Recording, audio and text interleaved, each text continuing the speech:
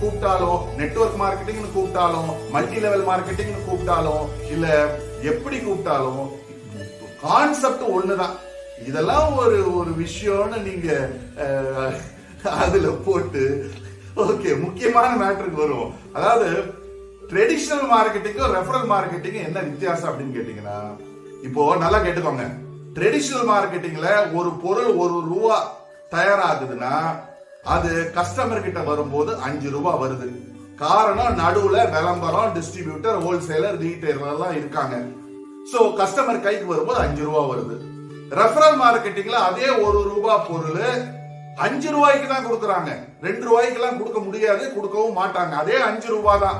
ஆனா அந்த நடுவுல இருக்கிற பணம் இருக்கு இல்லையா, அந்த பணத்தை அந்த கம்பெனியோட ப்ராடக்ட ரெஃபர் பண்ற 4 பேர்கிட்ட போய் பேசுற, 4 பேர்கிட்ட பேசி இந்த கம்பெனிக்கு சேல்ஸ் கொண்டு வர்ற டிஸ்ட்ரிபியூட்டர்ஸ்க்கு பிரிச்சு கொடுக்கறாங்க. இதுல என்ன தப்பு?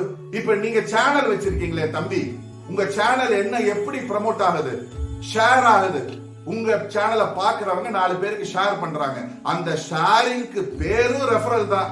உங்க சேனலை உங்க நண்பர்கள், உறவினர்கள் எல்லாம் பலருக்கு ஷேர் பண்றாங்களே, உங்க நண்பர்களுக்கும் உறவினர்களுக்கும் போன் பண்ணி, ஐயா உன்னாலதான் எனக்கு இவ்வளவு வியூஸ் வந்தது, உன்னாலதான் எனக்கு யூடியூப் சேனல்ல இருந்து இவ்வளவு மானிட்டைஸ் ஆச்சு, இவ்வளவு பணம் வந்தது, இவ்வளவு பெர்சன்டேஜ் நீ எடுத்துக்கொண்டு கொடுக்குறீங்களா? எல்லாத்தையும் தூக்கி பாக்கெட்ல போட்டுக்கிறீங்க இல்லையா?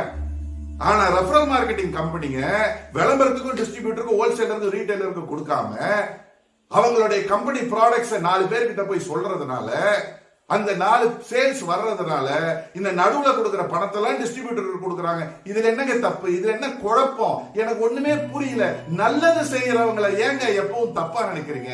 ஏங்க நெட்வொர்க் மார்க்கெட்டிங் தாங்க ஃபியூச்சர். நெட்வொர்க் மார்க்கெட்டிங் தாங்க இன்னைக்கு. அதாவது ஒரு வியாபாரம் ஆரம்பிக்கிறதுக்கு நிறைய காசு வேணும்.